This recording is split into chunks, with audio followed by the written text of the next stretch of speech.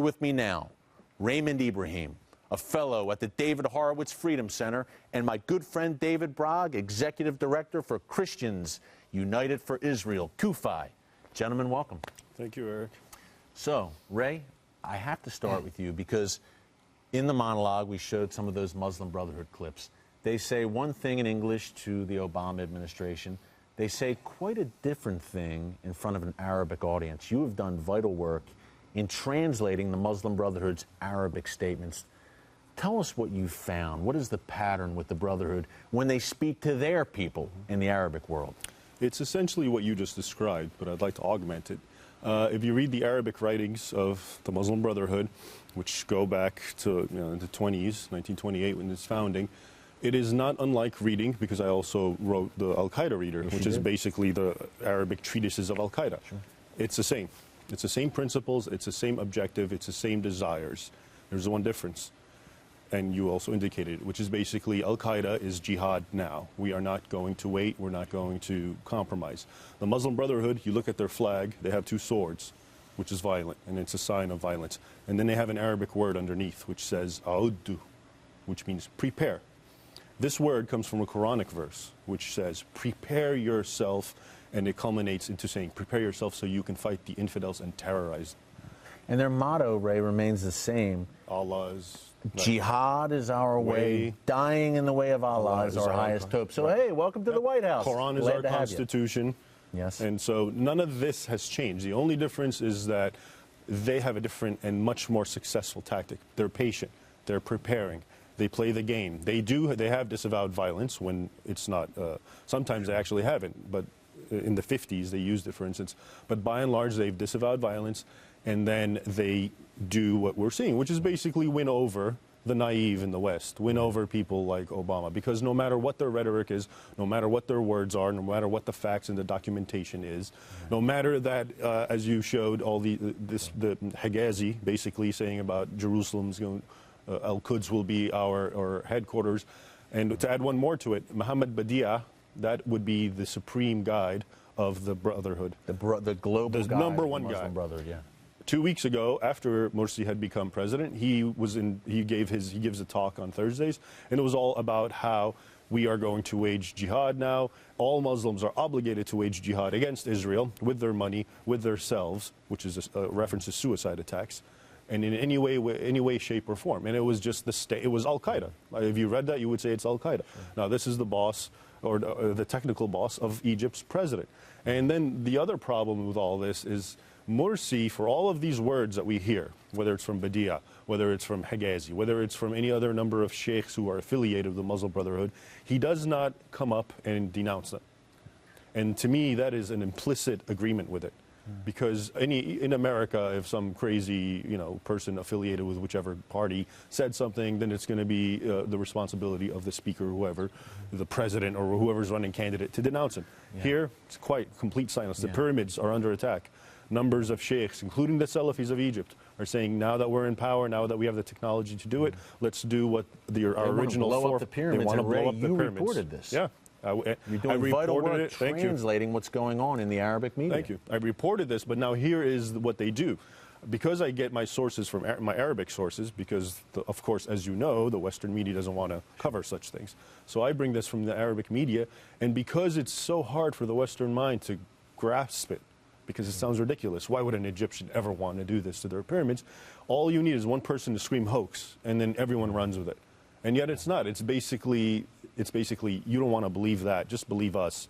And of course, a lot of people in the West don't want to believe it. So they immediately run with the hoax. And this is part of the whole translation Arabic thing, which is part of the Muslim Brotherhood and the game they play, and also in the media level. Yeah. Well, Ray, as I mentioned in the monologue, I interviewed the grandson of the founder of the Muslim Brotherhood. It's a guy named Tariq Ramadan. He's an interesting guy. He was fellow. Yes, he's a Brotherhood fellow traveler. He's the grandson. He's the grandson of the founder. The grandson of Hassan al-Banna. Huh? He's a guy who was banned from entering the United States, and then President Obama came into office, and that ban was lifted. So, we're talking about the doublespeak of the Muslim Brotherhood. Sat down with him recently in Great Britain, where he is a scholar at Oxford University. Very interesting. And he told me this about Sharia law. Look, watch how they frame it. Let's go to that sound. Tariq Ramadan Now, on you Sharia. have another understanding of Sharia. And the understanding of Sharia is based on the human agency that is taking from the scriptural sources, the Quran and the prophetic tradition, to try to get the principles and the objectives. And saying what our religion is all about, protecting the dignity of human beings, protecting their rights, men and women. And then if you have this understanding, and this is my position, is to say, look, Sharia is a way, it's a path. So David Bragg, Sharia law, according to this Brotherhood figure, is kind of like spiritual yoga, I guess you would say. Nothing to do with violence. It's just misinterpreted here in the West. Now, I have a feeling that the folks in Jerusalem, Tel Aviv, have a different take on the possibility of an Islamic state governed by Sharia on their southern border in the new Egypt. Well, they absolutely do, Eric, and it's great for an intellectual to sit in Oxford and opine theoretically on this. Practically speaking, it spills blood, and we're seeing this right now. The clips you just showed of Mohammed Morsi. He's going to incite Egyptians against Israel. Then when he takes steps against Israel, what's he going to say? He's going to say, I have to because my street hates Israel. As if he had nothing to do with making the street hate Israel in the first place. And everyone in the West will say, Morsi has to. His street hates Israel. This is the vicious cycle. We have to take note. Yes, Hamas did come from the Muslim Brotherhood. Yes, Al-Qaeda did come from the Muslim Brotherhood. So no matter what the Muslim Brotherhood is saying today, the question we have to ask is there going to be a race to the top? Will being in power moderate them, like so many say it will? Will it be the Turkish model?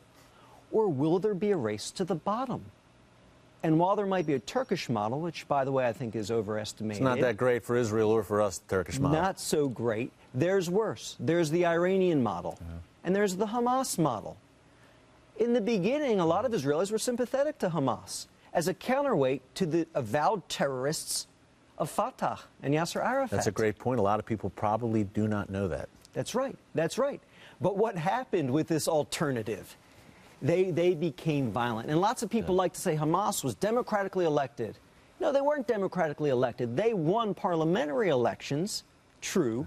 They were never given control. Abbas was still in control until there was a violent, bloody coup by which they seized power in Gaza. They're implementing Sharia law, and they're using it as a base from which to attack Israel. So that model and the Iranian model need to be cautionary tales for us. Brotherhood leaders, David and Ray, they say, look, we've abandoned violence. The Obama administration says the Muslim Brotherhood has abandoned violence, yet their Palestinian wing, Hamas, which self-identifies itself as the Palestinian branch of the Muslim Brotherhood, is engaged in killing Israeli women and children on a regular basis. Interesting nugget, David. You do so much on radicalism on college campuses with Kufi on campus. Incredible organization, brave organization.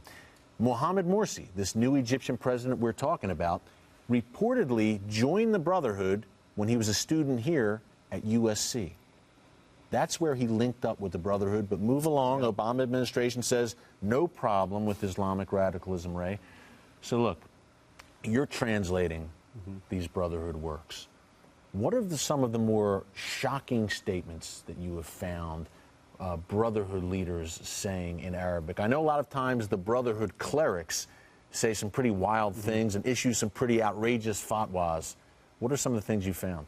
Okay, I'll give you one example. Right before the second presidential elections with Morsi and Shafiq, the secular candidate, a memo was sent out by al-Shattar. You remember him? Sure. The one that he was going to be the original Muslim Brotherhood presidential candidate. And this memo, which is documented from the Brotherhood headquarters, people got it, the wrong people got it, and they exposed it in the Arabic media. And it said basically all Muslims are obligated to go, not just vote for him, but to cheat, do anything you can possible to get him to win, including, he said, because the Christian Copts of Egypt make a large segment, 10%, and they were all voting for the secularist candidate, he said, including go and make sure that they don't vote. And sure enough, Al Ahram, Egypt's national newspaper, reported that in some areas in Upper Egypt where there's large segments of Copts, the Muslim Brotherhood actually blockaded them from going to the election polls with guns, threatening them, saying, "You get back in your house." Well, Ray, we got one to leave it example here, and you're Sure. crystallizing the democratic New Egypt. But coming up much more, we have David Bragg, Ray Ibrahim. Stay tuned, much more to come.